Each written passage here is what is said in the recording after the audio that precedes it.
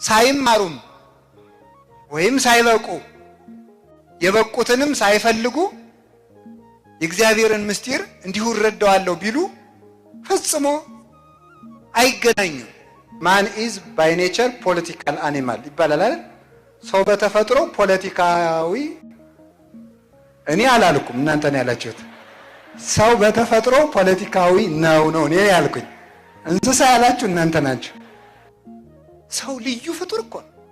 እያንዳንዱ ሰው እኮ ንጉስ እኮ ነው።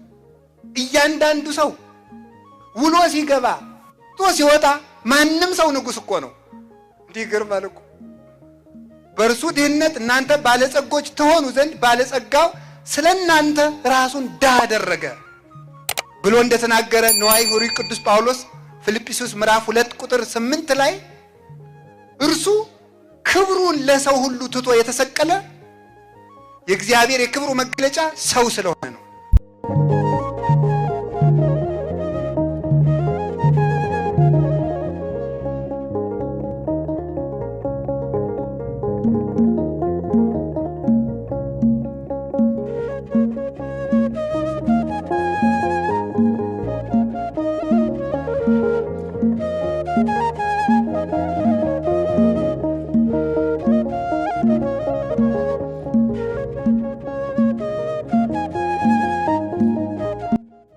በስመ አሐዱ አምላክ በባህሪው ሞት በመንግስቱ ሽረት የሌለበት ቅድመ ዓለም የነበረ ይህንን ዓለም በካህሊነቱ የፈጠረ ዓለምን ፈጥሮ በቸርነቱ የሚመግብ ስጋችንን ለብሶ ከውድቀታችን ያዳነን መድኃኒታችን ኢየሱስ ክርስቶስ በሀብት ስቦ በረድኤት አቅርቦ በቅዱስ ቦታው እንድንሰበሰብ ስለፈቀደልን በልባችን አስበን በአንደበታችን ተናግረን ስለማንፈጽመው ቸርነቱ ስሙ የተመሰገነ ይሁን። እግዚአብሔርን የወለደችልን የድህነታችን ምክንያት የቤተ ክርስቲያናችን ንጽሕት ምልክት ወላዲት አምላክ ቅድስት ድንግል ማርያም ቅዱስ መስቀሉ ቅዱሳን ዋና ስራ አስኪያጅና የባህር ዳር ሀገረ ስብከት ሊቀ ጳጳስ ክቡር መላከ ሰላም ኤፍሬም ሙሉ ዓለም የባህር ዳር ሀገረ ስብከት ዋና ስራ አስኪያጅ፣ ክቡር መላከ ብርሃን ፍስሐ ጥላሁን የባህር ዳር ሀገረ ስብከት መምህራን እንደምን አመሻችሁ። እግዚአብሔር አምላካችን እስከዚች ሰዓት ስላደረሰን ስሙ የተመሰገነ ይሁን። ሕይወትን ያሰማልን። ለምንማረው ደግሞ ልቡናችንን ለወደፊቱ ደግሞ አሁን ለሚመጣው ይክፈትልን። እንቁ ሰናይ እንተ ብዙህ ሴጣ ዋጋዋ ውድ የሆነች እንቁ በሚል ርዕስ እንማራለን። ዋጋዋ ብሉ ውድ የሆነች እንቁ። እንደገና በሉ ዋጋዋ ብዙ የሆነች እንቁ። ሶስተኛ በሉ ዋጋዋ ብዙ የሆነች እንቁ በሉ። በአማርኛ እንቁ ብለናል፣ በግዕዝ እንቁ ይባላል ማለት ነው። ቀድሞ ያወቁት ዕውቀት ችግር ስለሆነ ተሳስቶ እንዳይመስላችሁ ብዬ ነው። ስለዚህ ይህንን ቃል የምናገኘው የማቴዎስ ወንጌል ምዕራፍ 13 ቁጥር 44 ላይ የምናገኘው ኃይለ ቃል ነው። ሙሉ ቃሉ እንዲህ ይላል። ካይበ ትመስል መንግሥተ ሰማያት ብእሴ ሰያጤ ዘረከበ ባሕሬ ሰናየ። መንግሥተ ሰማያት በአማርኛው ቃል በቃል ሲፈታ መንግሥተ ሰማያት የሚፈልግን ነጋዴ ትመስላለች። መንግሥተ ሰማያት እንቁ የሚፈልግን ነጋዴ ትመስላለች። ወረኪቦ ውእቱ ብእሲ ባሕሬ ሰናየ።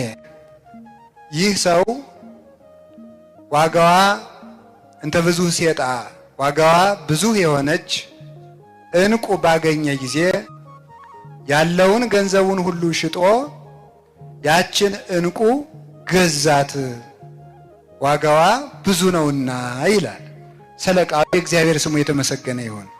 ጌታችን መድኃኒታችን ኢየሱስ ክርስቶስ በምሳሌ ያስተማረው ትምህርት ነው። ምሳሌ የሚነገርበት ምክንያት ዳት ለመግለጥ ምሳሌ ይመሰላል። አይምሮው ረቂቅ ለሆነው ልቡናው ከህሊናው ለተስማማለት ሰው ደግሞ ያለ ምሳሌም ይነግሩታል ይረዳልም። ሀብተ መንፈስ ቅዱስ እንዲሁ በስንፍና የምትገኝ ስላልሆነች ጥረው ግረው ለፍተው እንዲያገኟት በምሳሌ ይመሰላል ማለት ነው። አይምሮ ላለው እስመ ኩሉ እስመ ለዘቦ ይሁንዎ አይምሮ ላለው ሰው ምሳሌ ይመስሉለታል። ወይ ወስክዎ ላለው ሰው ይሰጠዋል ይጨምሩለታል ይላል። ላለው ይሰጠዋል ይጨምርለታል ማለት ላለው ይሰጠዋል ማለት አይምሮ ለቀና ሰው ምሳሌ መስለው ይነግሩታል። ወይ ወስክዎ ምስጢሩን ተርጉመው ይጨምሩለታል። ወለዘስ አልቦ አይምሮ ላጣ ሰው ግን እመዲ ቦ ያሃይድዎ አይምሮ ለሌለው ሰው ግን ያኑ ምሳሌውን ይመስሉበታል እንጂ። ስለዚህ ምሳሌ በመጽሐፍ ተመስሎ የተጻፈበት ምክንያት አንደኛ ምስጢር ለመግለጥ ነው። ሁለተኛ ምስጢር ለመሰወር ነው። ምስጢር ለመግለጥ አይምሯቸው ለቀና ለበቁ ለቅዱሳን፣ ምስጢር ለመሰወን ጽነት ላለባቸው ለመናፍቃን፣ ለስጋውያን፣ ለአጋንንት ምስጢር ይሰወርባቸዋል፣ በምሳሌ ይነግሩባቸዋል። እነሱ ሰሙን ይዘው ይኖራሉ።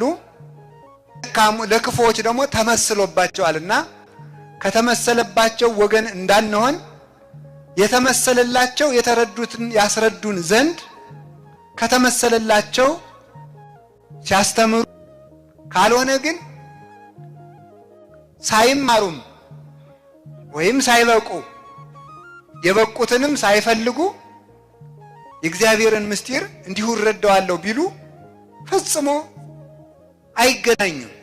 ሰው ከእግዚአብሔር እቅፍ ከመውጣቱ በስተቀር ማለት ነው። አንድ ሰው መጽሐፍ ቅዱስን ብድግ አድርጎ ዝም ብሎ ተሸክሞት ሲመለከተው ቢል ምስጢር አይረዳው። ስለዚህ አበው ያስተማሩትን እንማራለን እና ጌታችን ያስተምር የነበረ ለሕዝቡ ምሳሌ ለመግለጥ፣ ፈሪሳውያን ደግሞ ምስጢር ለመሰወር ነው። ለደቀ መዛሙርቱ ቤት ውስጥ ይተረጉምላቸዋል። ሕዝቡ ደግሞ ለሰም የሚሆናቸውን ተምረው ይሄዳሉ።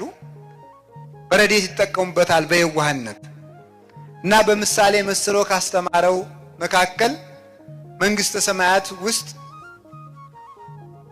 ሰው በምን መልኩ እንደሚገባ መንግስተ ሰማያት ምን እንደሆነ ይህንን ሲያስረዳ የተናገረበት አንቀጽ ነው።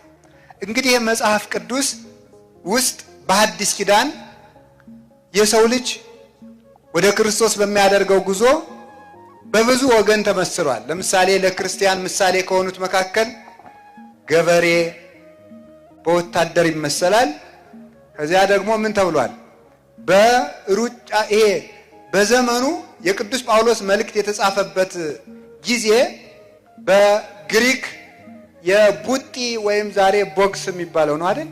የሱ ውድድር የነበረበት ጊዜ ስለነበረ በእነዚያ ተወዳዳሪዎችና በሩጫ ተወዳዳሪዎች መስሎ ሁሉ አስተምሮበታል። እኔ ቡጢ ሰልጥኑ ግን አላልኩም። የተጻፈበት ምክንያት በዘመኑ ምሳሌ እንደዚያ ብሎ ተጽፏል ማለት ነው። ልክ ደግሞ እንደዚህ ሁሉ በነጋዴ ነው። አሁን ዛሬ ሁላችሁም ራሳችሁን ነጋዴ አድርጋችሁ ሳሉ። ሁላችሁም እኔ ነጋዴ በሆን በቃ አሁን እንግዲህ እኔ የመንግስተ ሰማያት ነጋዴ ነኝ። ምክንያቱም ጌታ ምን ብሏል?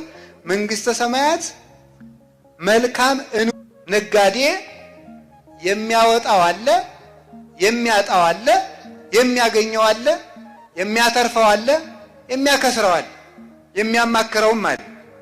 እነዚህ ለይቶ ማወቅ አለበት። ምን አወጣለሁ፣ ምን አጣለሁ፣ ምን አገኛለሁ፣ ምን እከስራለሁ ማለት የነጋዴ አንዱ እኮ ተመልከቱ። ነጋዴ ነጋዴ የሚያሰኘው አንዱ ምንድነው? ምን ይመስላችኋል? የመጀመሪያው ምን ያበላል የሚል ማወቅ አለበት። አሁን የሚሸጥ ምንድነው? ድንች በሚሸጥበት ጊዜ ጓያ የሚሸጥ ከሆነ ይከስራል ማለት ነው። ሰውዬ የሚሸጠውን አሁን ምን እንደሚያበላ ትክክለኛው ንግድ ምንድነው ብሎ ንግድ ማወቅ አለበት። የት ነው የምነግደው ብሎ ደግሞ ማወቅ አለበት አንድ ሰው ማለት ነው። አሁን አንድ ሰው ገዳም መጥቶ ከረሜላ ቢል ይከስራል። የሚሸጥበትን ማወቅ አለባችሁ ማለት ነው። የት እንደሚሸጥ ካልታወቀ ይከስራል። ንግድ ጊዜ አለው። ንግድ ምንነት አለው። የትነት አለው። መቼት ነው የሚባለው። በዚህ በስነ ጽሑፍ ቋንቋ መቼት ይባላል።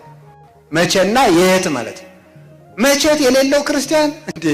የስነ ጽሑፍ ባለሙያዎች መቼት እያሉ እናንተ መቼት አልባ ትኖራላችሁ እንዴ? መቼና የትን ለይተን ማወቅ አለብን። መቼ የሚያዋጣኝ የት ነው የሚያዋጣኝ ብሎ መናገር አለበት።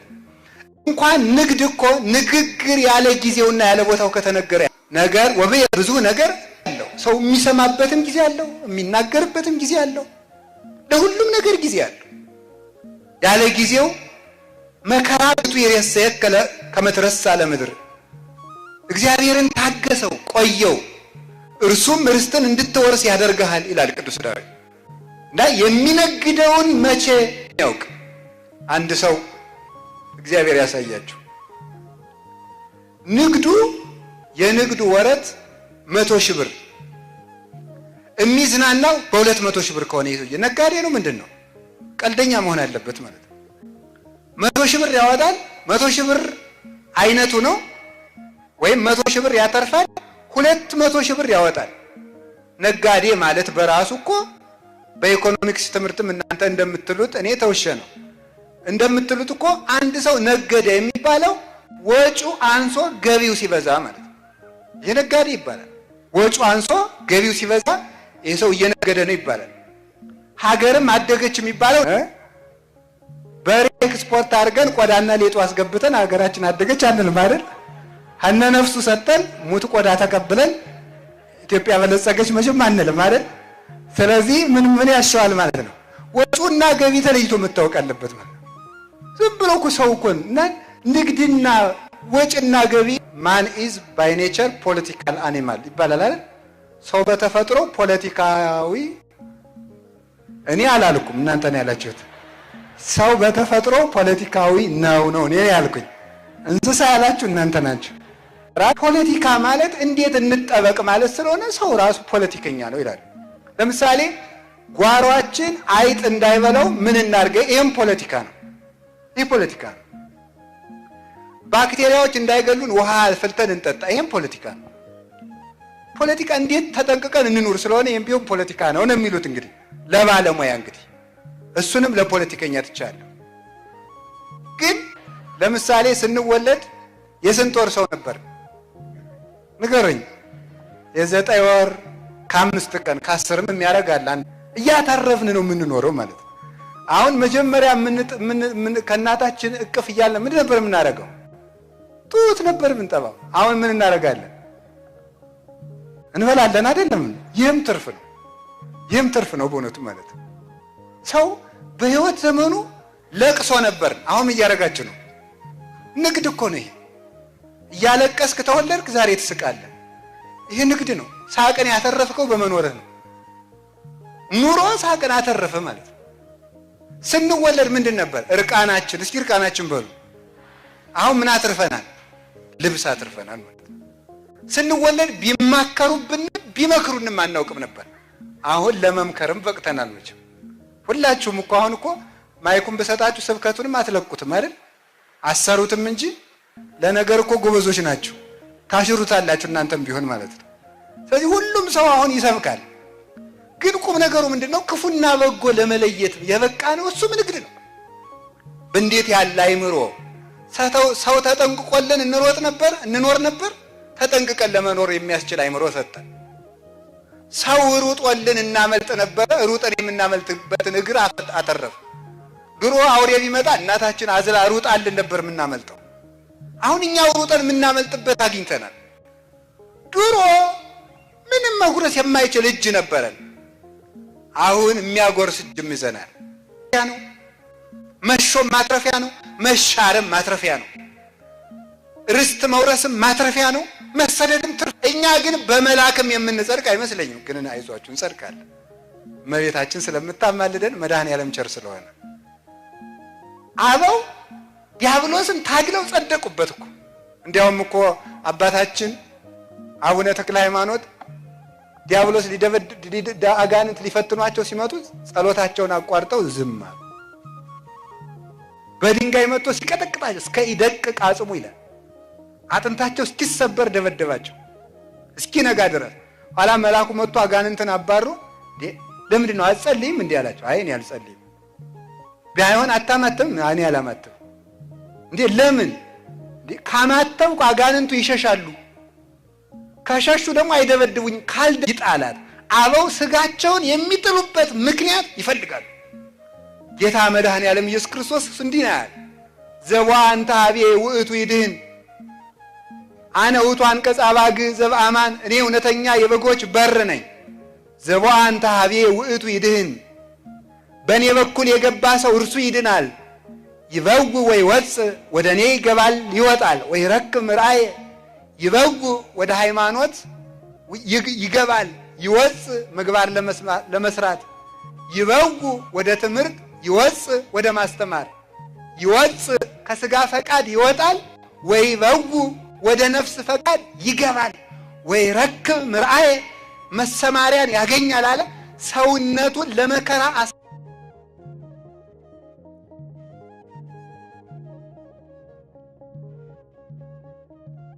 ክብር ሀገሯ ነው። ወደዚያ መሰማሪያን ያገኛል። መከራ ነው። አባቶቻችን እንዲህ አድርገው ከሁሉ ነገር አትርፈዋል። እኛንም ለማትረፍ ያብቃን። ሶስት ነገሮችን ልናገርና ትምህርቱ እዚሁ ላይ ያበቃል። ሶስቱ ነገሮች እንቁ የተባሉ እነማን ናቸው የሚለውን ብቻ ነው የምነግራቸው። እንቁ ነጋዴ እኛ በሉ። ሁላችሁም አሁን አንድ ላይ በሉ። እኛ በሉ። ምንድናችሁ? ምንድናችሁ? እንደገና ምንድናችሁ? የምን ነጋዴ? የመንግስተ ሰማያት ነጋዴ። በጣም አሁን ወጭ አለው፣ ወጭ አለው። እሺ ወጭ አለው። ከዛስ ምን አለው? በሉ ወጭ ተስፋ እግዚእነ ኢየሱስ ክርስቶስ ምን ይመስላል አለ? እንቁን የሚሻ ነጋዴን ትመስላለች። እንቁን ነው የሚሻ። እንቁ እንግዲህ ብረት አለ፣ ነሐስ አለ፣ መዳብ አለ፣ ብረት አለ፣ ነሐስ አለ፣ ብር አለ፣ ወርቅ አለ። ከዚህ በላይ እንቁ አለ ማለት ነው። እንቁ ከዚህ በላይ ነው። ይሄ መጨረሻው ነው። አሁን የመጨረሻውን ውድ ዋጋ ያለው ብዙ ዋጋ የሚያወጣውን እንቁ ምንድን ያደረገው ሰውየው? ያንን ሲያገኝ መጀመሪያም ነጋዴውም እንቁ ለማትረፍ ነው የወጣው። እንቁ ለማትረፍ ስላወጣ ብር ቢያተርፍ በንግዱ አይረካም፣ ብረት ቢያተርፍ አይረካም፣ መዳብ ቢያተርፍ አይረካም፣ ነሐስ ቢያተርፍ አይረካም። የሚረካው ይሄ ነጋዴ እንቁ የሚነግድ ነጋዴ። እንቁ ሳገኝ ብቻ ነው የምረካው ብሎ ሐሳቡ እንቁ ለማትረፍ ነው። ሐሳቡ ትልቅ ነው ይሄ ሰው።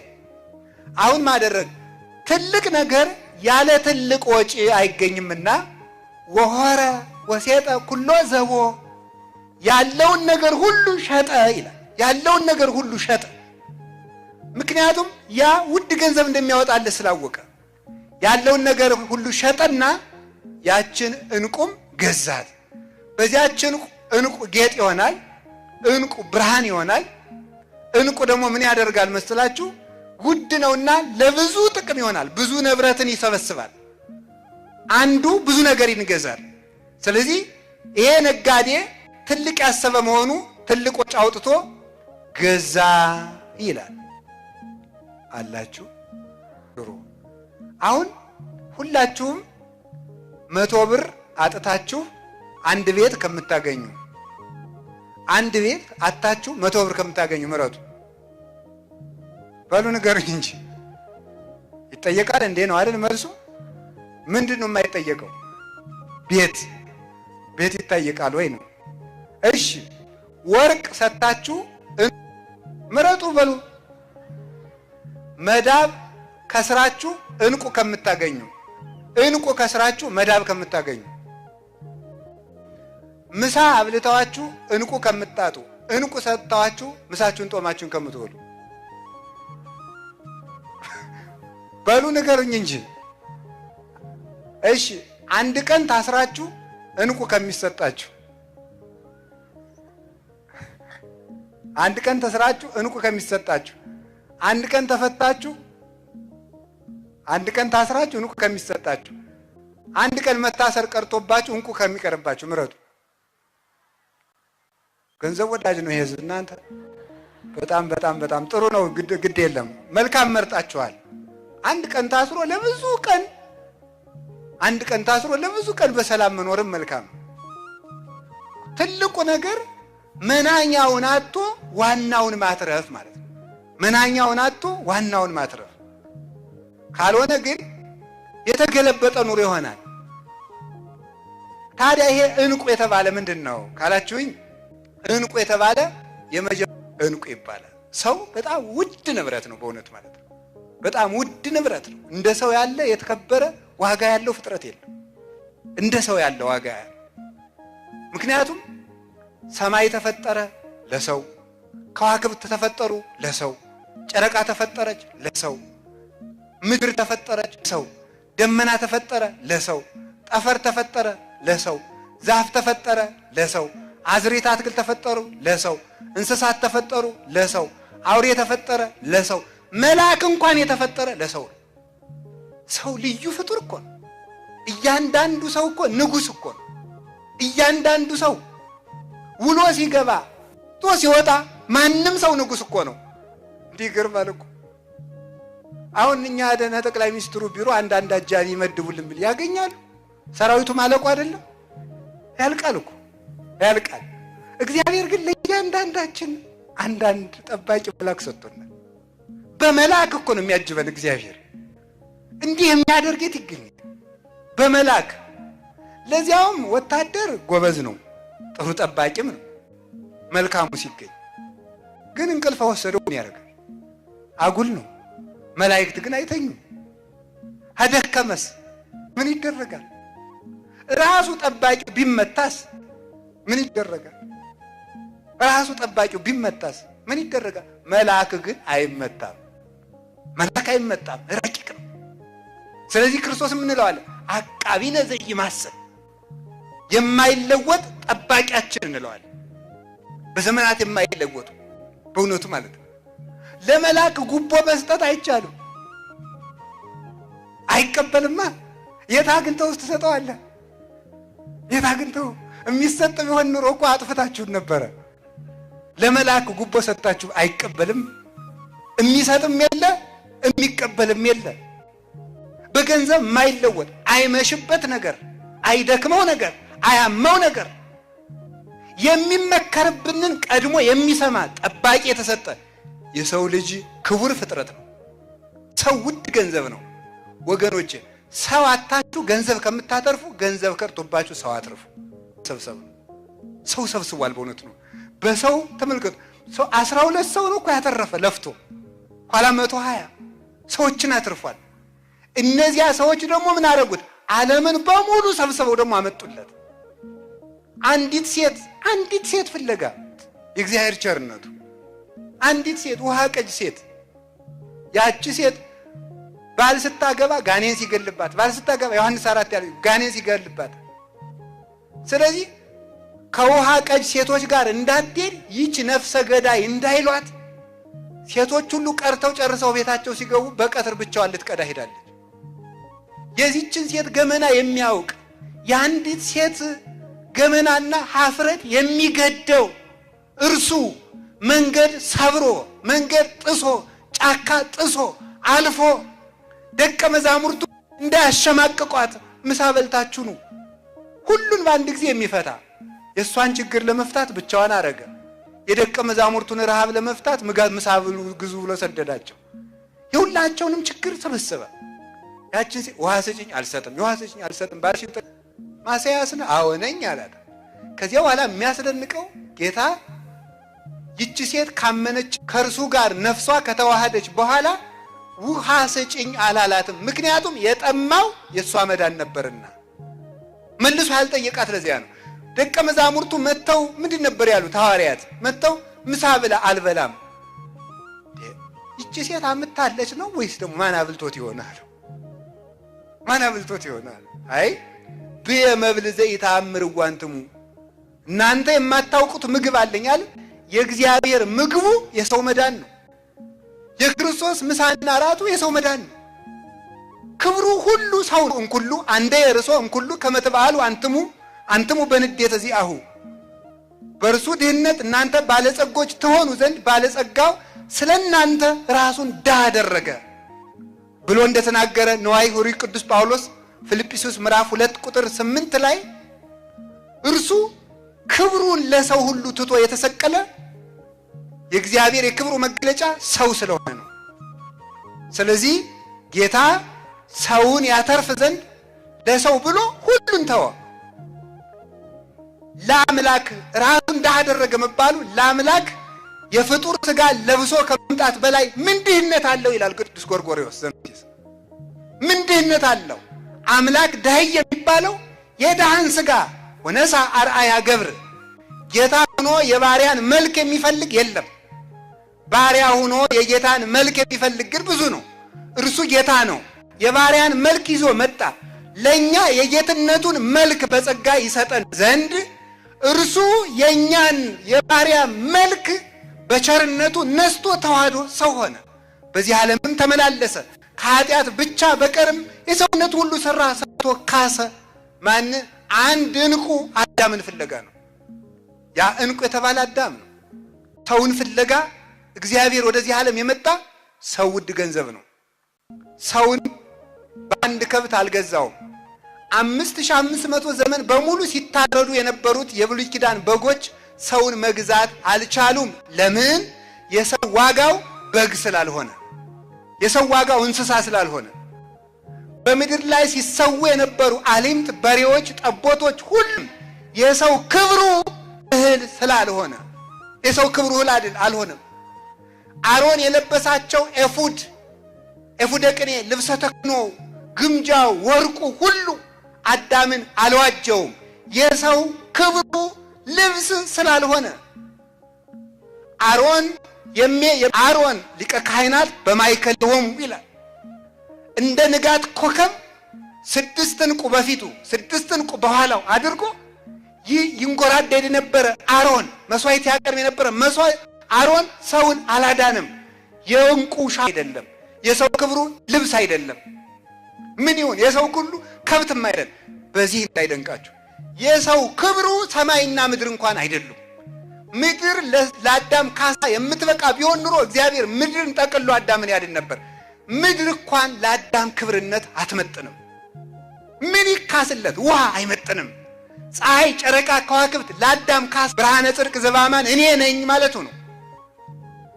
ለአዳም የመላክ ክብር እንኳን ይዋጀው ዘንድ አልበቃውም። መልአክ እንኳን እንዲያድነው የአዳም መልኩ የእግዚአብሔር መልክ ስለሆነ በመልአክ እንኳን ያድነው ዘንድ አልወደደም። አኮ በተንባል ወአኮ በመልአክ በመልአክም አይደለም በምልጃም አይደለም። አምላክ ወልደ አምላክ እግዚአብሔር መጥቶ አዳምን ይዋጅ ዘንድ ወደዚህ ዓለም መጣ። ዘአፍቀረ ሐሳረ ህላዌነ እምክብሮሙ ለመላእክት ከመላእክት ክብር ይልቅ የኛን ጉስቁልና የወደደ እርሱ እንደምን ያለው ነው ተብሎ ተነገረለት። ሰው ይሄን ያህል ነው። ኋላ መጨረሻ ላይ ምን ተሆነ ተባለ? እኛ በ30 ብር ሸጥንና ይሁዳ ከሰረ የሚባለው እሱ 30 ብር ተቀብሎ እንቁ አጣ። ያ እንቁ ኢየሱስ ክርስቶስ ነበር። 30 ብር ይዞ እንቁውን አጣው። ሰርጎ ዓለም ለሊሁ የሚባለውን ጌጥ የሚሆነውን አምላክ የሚያከብረውን ጌታ የሚያበራለትን ብርሃን አጣ በ30 ብር። ይሁዳን ያከሰረው ገንዘብ መውደዱና ዝሙቱ ነው። ከጌታ ጋር ሲማር ይውላል። ማታ ኢየሩሳሌም ከተማ አንዲት ሰው ጋር ያድር ነበር። 30 ብር እንሰጣለንና ክርስቶስን አሳልፈ ስጠን ሲባል አንሶኛል ብሎ በርባን የውሽማው ወንድም ስለሆነ እሱን እንመርቅልሃለን ተብሎ ነው ተስማማ። በበነገው በርባን የተፈታው በዚህ ውል ነው። ያ ዕንቁ ማን ነው ከተባለ ኢየሱስ ክርስቶስ ነው። የሰው ዋጋው ማን ነው ከተባለ የሰው ዋጋው ክርስቶስ ነው። እስኪ የሰው ዋጋው ክርስቶስ ነው በሉ። ቁት ነው የምለው ሁላችንም ማለት መጠናችንን እንድናውቅ። ለኔ እኮ ይሄ ክብሬ አይደለም እንድንል በገንዘብ ረክተን ስንቀር እኔ ገንዘብ ነው እንደ ሽልማቴ፣ ለኔ መጠኔ ክብሬ እኮ ክርስቶስ ነው፣ የኔ ዕንቁ እኮ ክርስቶስ ነው፣ መጨረሻ ላይ የማገኘው ዕንቁ እኮ ክርስቶስ ነው። እንዴት እኔ በገንዘብ ረክቼ ቀራለሁ? ለኔ መጠኔ ቤት አይደለም፣ ለኔ ክርስቶስ ነው። ለኔ መጠኔ እንጀራ አይደለም፣ ለኔ ክብሬ ክርስቶስ ነው ማለት አለበት። ለኔ ብርሃኔ እርሱ ነው፣ ለኔ ከሹመትም በላይ መድኃኔ ዓለም ነው ብሎ ማሰብ ይገባል። ሐዋርያት ያተረፉት ከዚያች እርሻ ዕንቁውን በዚያች እርሻ ዕንቁውን አገኘው። እርሻ የዓለም ዕንቁ አዳምን ፈልጎ አተረፈ። ሁለተኛ ከቃሉ ጋር ናችሁ፣ እግዚአብሔር ከሁላችን ጋር ይሁን። ስለዚህ አንድ ሰው አጣ የሚባለው ሰው ሲያጣ ነው። እና ያጣችኋት እናታችሁ፣ ያጣችሁ አባታችሁ፣ ያጣችሁት ወንድማችሁ፣ ያሳዘናችሁት ሰው ካለ ሰውን ፈልጉ። ለሰው እንኳን ምጽዋት መስዋዕት እንኳን መጠኑ አይደለም። ለሰው ጌታ ምንድነው ያለ? ከደጀ ሰላሙ ስትደርሱ ስትመጡ መስዋዕት ይዘህ ስትመጣ ወንድምህን እንዳስቀየምከው ብታስታውስ መስዋዕቱን አስቀምጠህ ሄደህ ወንድምህን ይቅር ብለህ መተህ መስዋዕቱን አቅርብ ነው ያለ። ከሰው ከመስዋዕት ይልቅ ሰው ይበልጣል። በእውነት ማለት ሰው ይበልጣል። በዚህ ዘመን እየረከሰ ያለ እየተጣላ ያለ ማን ነው ካለ ሰውነት ነው ክብሩን ያጣ። ሰውነታችንም ንቀነዋል፣ የሰው ሰውነትም ንቀናል። ሰው መግደል ቀላል የሆነው ለዚህ የሰው ዋጋው ስላልገባን። በአምላክ ደም የተገዛውን ሰው እንዴት ሰው ያባክነዋል? በአምላክ ደም የተገዛውን፣ በአምላክ ስጋ የተገዛውን፣ በዓለም በወርቀ ደሙ ነው የተገዛው። ሰው የሚወድ ልብ ይስጠን። ሰው ጉደዱ። እውነቴን ነው ማለት ነው። ሰው ነው መውደድ። ሰውን ጥሎ ወዶ እግዚአብሔር የጥሎ ማለፍ አምላክ አይደለም። ሰውን ጥሎ ወዶ እግዚአብሔር በብልጣብልጥነት አይሄድም። አሁን እዚህ አሳዝነ እዚህ እኮ እግዚአብሔር ድራማ ይሰራበታል፣ እግዚአብሔር ይቀለድበታል፣ እግዚአብሔር ይዘበትበታል። ወይስ ደግሞ እግዚአብሔር መስላችኋልን? እግዚአብሔር የሚሻው እኛነታችን አይደለምን? ልባችን አይደለምን? ህሊናችንን አይደለንም ወይ? ልብነታችን አተነው የለም እንዴ? አንድ መነኩሴ በቅቻለሁ እያለ አስቸገረ። በቅች ዝም ብሎ ሄዶ በቅቻለሁ ነው እሺ ብሎ እስቲ ናበሉት ብሎ አባጋቶ እናበሉት አለና ምንም የሌለው ማለት ነው። ሰው ሰውነቱን ካጣ ምንም ነገር ትርፍ አይሆንም። ምንም ነገር ጌታ ያለው እንዲህ ነው፣ ኩን ጠቢበ ለእዱከ ጠላትህን እወቅበት ነው ያለ ማቴዎስ ወንጌል ምዕራፍ 5 ላይ። ጠላትህን እወቅበት፣ በጠላትህ ጠቢብ ሁን ይላል። በጠላትህ ጠቢብ ሁን። ከባላንጋራ ጋርም የበረሃ አባት ይሄን ሲተረጉም ይሄ የበረሃ አባት እኮ ችግር ነው። አንድ የበረሃ አባት እኔ ያልኩኝ እነ እንጦንስን ነው። እሺ እና ያ ሲተረጉም እንዲህ ይላል፣ ከባልንጀራ ጋር ፈጥነህ ታረቅ። እስኪ በሞት አንድ ይበሉልኝ፣ ከባልንጀራ ጋር በሉ ፈጥነህ ታረቅ። ምን በል? ጠላትህን እወቅበት። ባላንጋራና ጠላት የተባለ ምንድነው ይላል? አባቶች ብዙ ትርጉም ነው ያለው ይሄ አንቀጽ። አበው ብዙ ተርጉመውታል። እኔ ይሄ አባት የተረጎመውን ልዩ ትርጉም ስለሆነ ይሄን ብቻ ነው ማካፈል የፈለኩ ከርዕሴ ጋር የሚገናኘው። ባላጋራ የተባለ ጠላት የሆነው ምንድን? ህሊና ለስጋ ጠላቱ ነው። ህሊና ለስጋ ጠላቱ ነው። ለአንደበት ጠላቱ ነው። ለሰውነት ጠላቱ ነው። አትናገር ይለዋል። ህሊና ለአንደበት ጠላቱ ነው። ህሊና ለስጋ ጠላቱ ነው። ከባላጋራ ጋር ታረቅ። መክሰር ማለት ነው። ሰው አተረፈ የሚባለው ህሊናውን ሲያተርፍ ነው። አይምሮውን ያተረፈ ሰው አትርፏል በእውነቱ ማለት። ሰውነቱን ያጣ ሰው ሰውነቱን አጣ የሚባለው አንድ ሰው ምንድነው? አንደኛ ልቡን ሲያጣ ነው። ሁለተኛ ህሊናውን ሲያጣ ነው። ሶስተኛ ህዋሳቱን ሲያጣቸው ነው። ህሊናው የሚለውን አልሰማ ሲል፣ ልቡ የሚለውን አልሰማ ሲል፣ መጨረሻ ላይ ደግሞ ህዋሳቱ ንጹህ ሆነው ተፈጥሮ በኃጢአት ሲያጣቸው፣ እንዲህ የሆነ ሰው ነው እንግዲህ ራሱን አጣ የሚባለው። ኃጢአት ማለት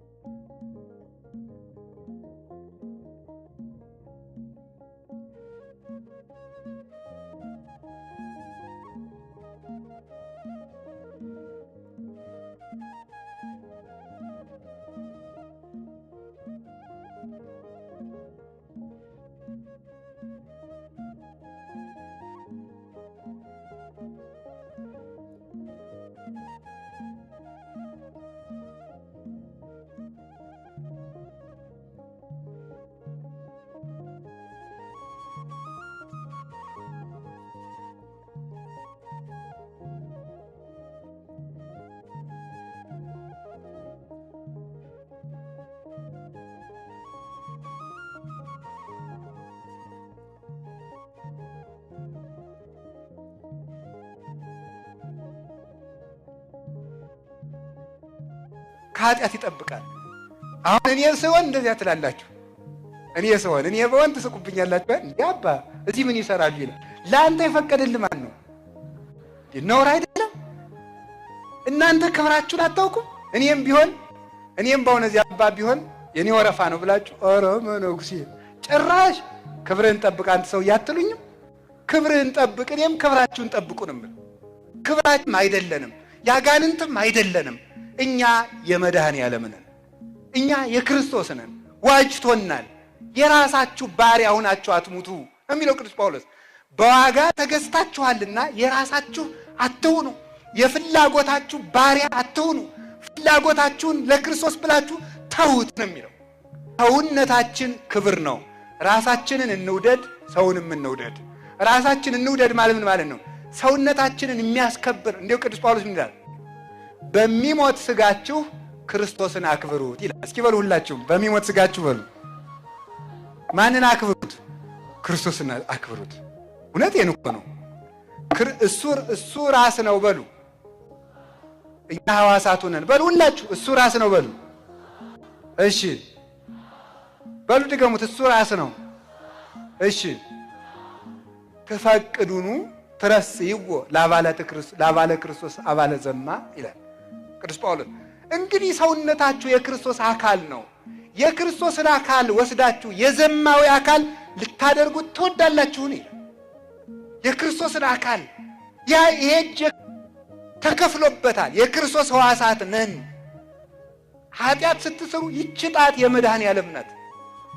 ይሄ እጅ የክርስቶስ እጅ ነው። የክርስቶስን አካል ለመጠበቅ ያብቃን። ራሳችንን ከመክሰር ይሰውረን።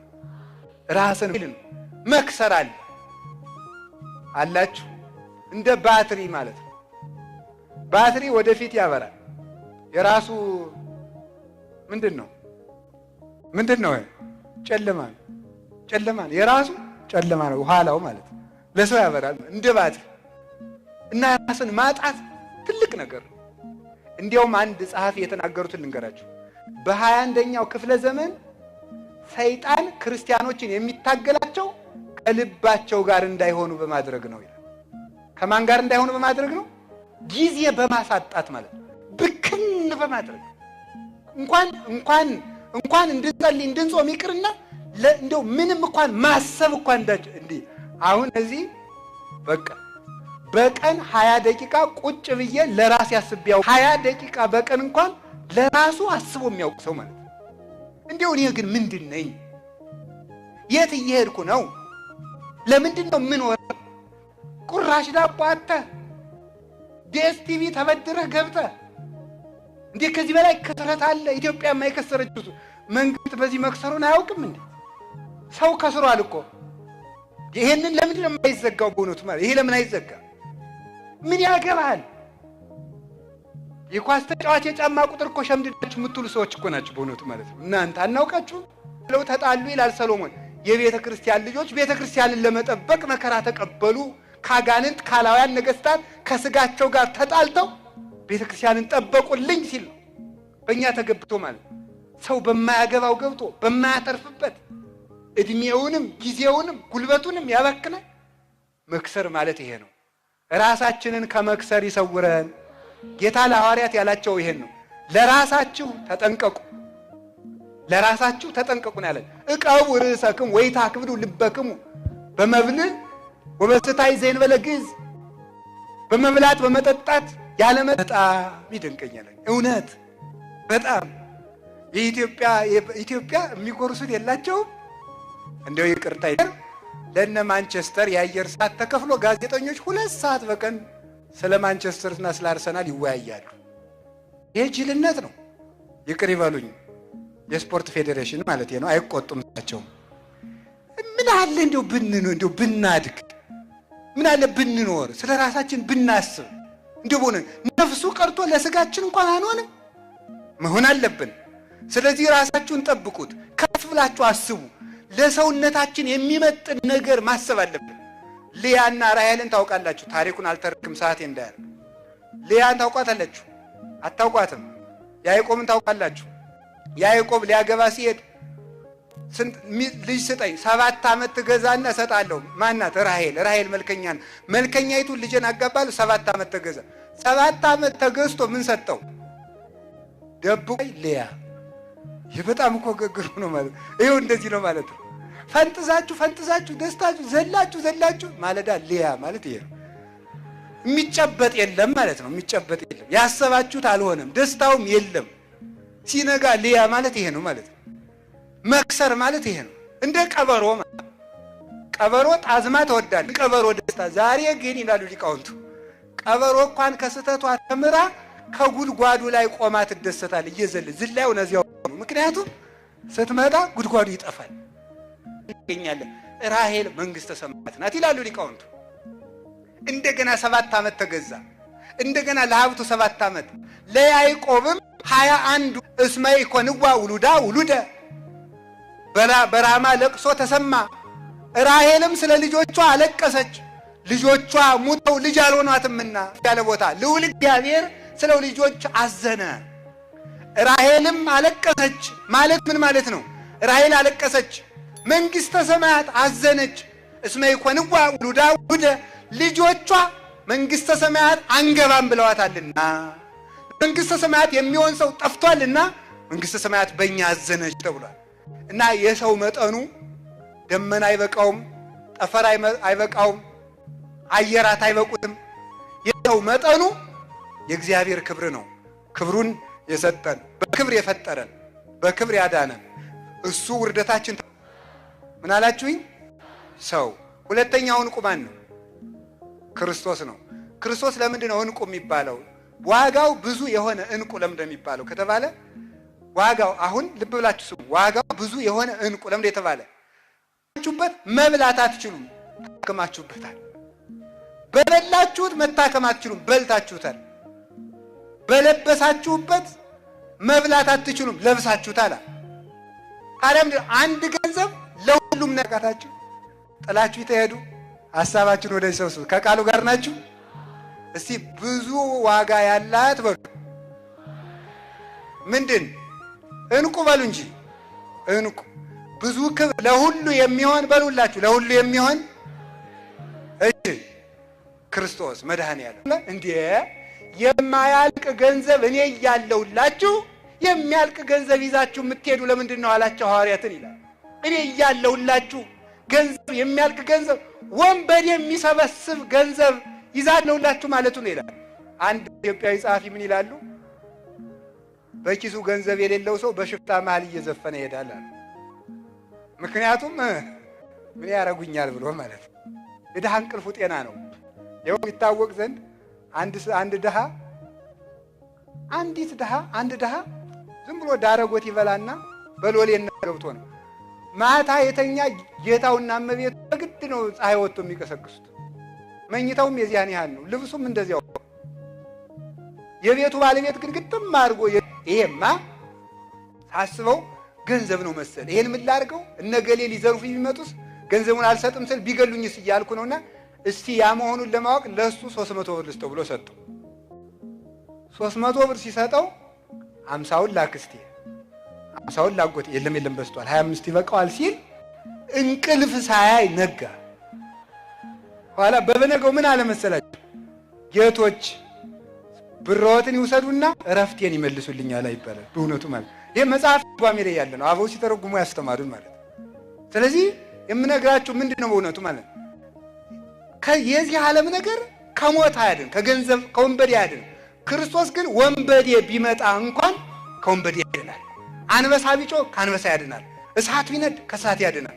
ገንዘብ ይዞ ገብቶ እሳት ደና ይወጣ የለም። በገንዘቡ ምክንያት ከእሳት የተወረወረ ይኖራል እንጂ ገንዘብ ይዞ ወንበዴን ያሸነፈ የለም።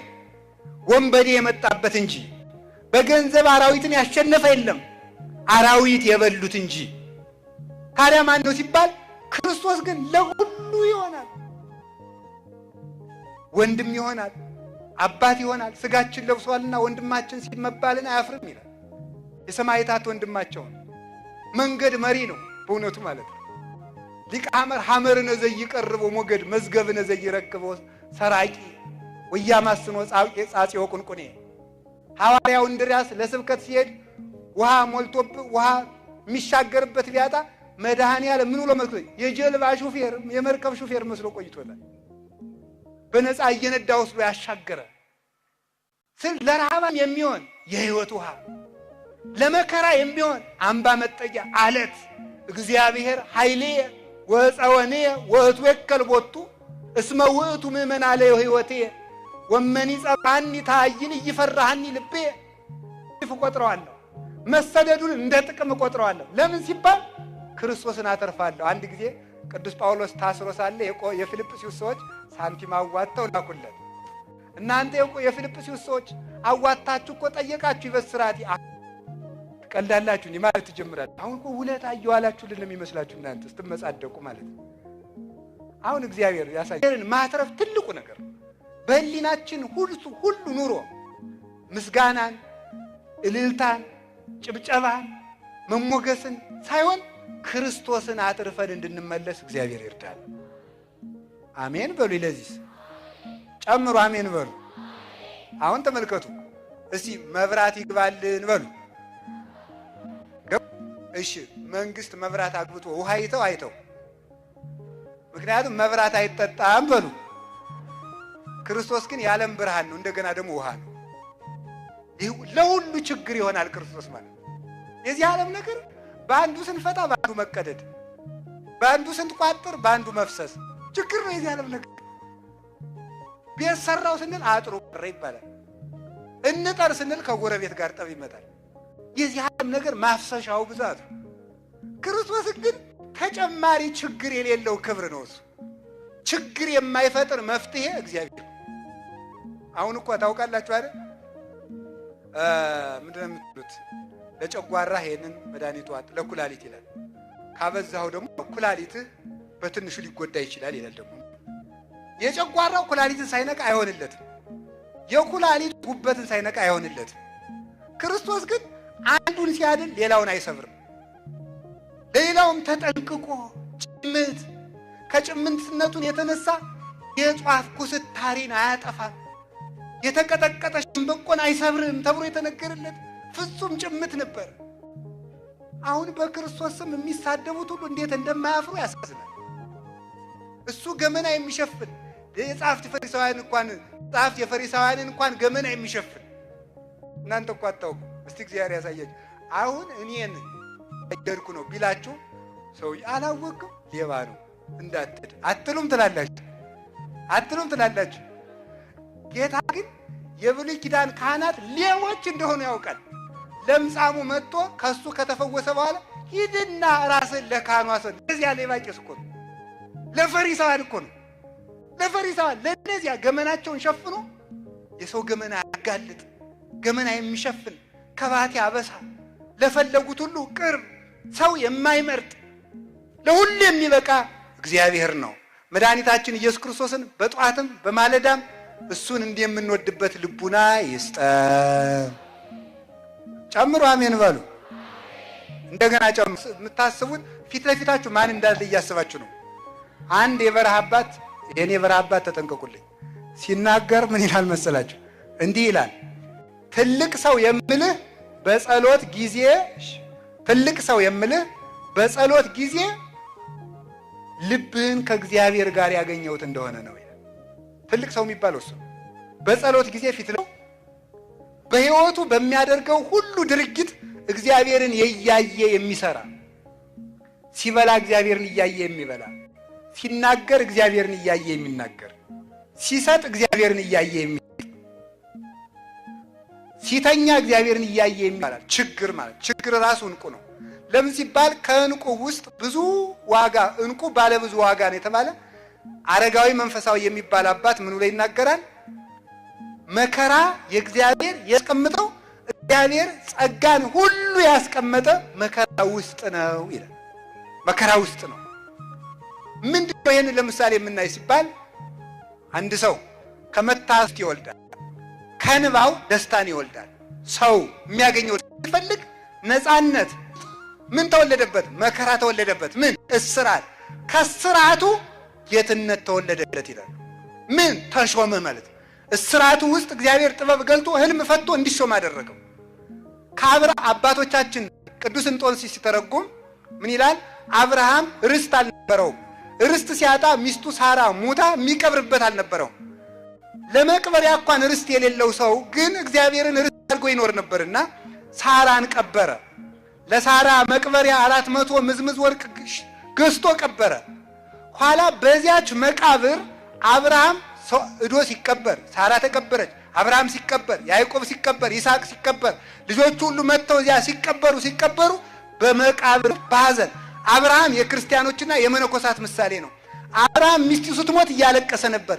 አልቅሶ ለልጆቹ ርስት እንደገዛ የሚያለቅሱና የሚያዝኑ ሰዎች ኃጢአታቸውን አስበው የሚያለቅሱ ለቤተ ረሃብ ጥጋብን ይወልዳል፣ ስደት ርስትን ይወልዳል፣ መታሰር ነፃነትን ይወልዳል፣ ሐዘን ደስታን ይወልዳል። ጌታችን መድኃኒታችን ኢየሱስ ክርስቶስም ቤተ ክርስቲያንን የወለዳት ዓርብ መከራ ነው። ቤተ ክርስቲያን የተወለደችው ወዴት ነው ተብሎ ከተባለ አንድ ነው አባ ጊዮርጊስ ዘጋስጫ ሲናገር ይሳኮር የሚባል ሰው ምን አምጥቶ ነበር? ለእናቱ ለሊያ እንኮይ አምጥቶላት ነበርና ያንን በልታ ምን አደረገችው? ሮቤል ነው ያመጣለት። ሮቤል እሸት አመጣለት። ያንን በልታ ይሳኮር የሚባል ልጅ ጸነሰች። ጸርወ ዕብራውያን ከመና ወበወል ለመነኑ መንግስት። ይሄንን እንቁ ለማግኘት ሚስቶቻቸውን ትተው የመነኑ አሉ፣ ባሎቻቸውን ትተው የመነኑ አሉ።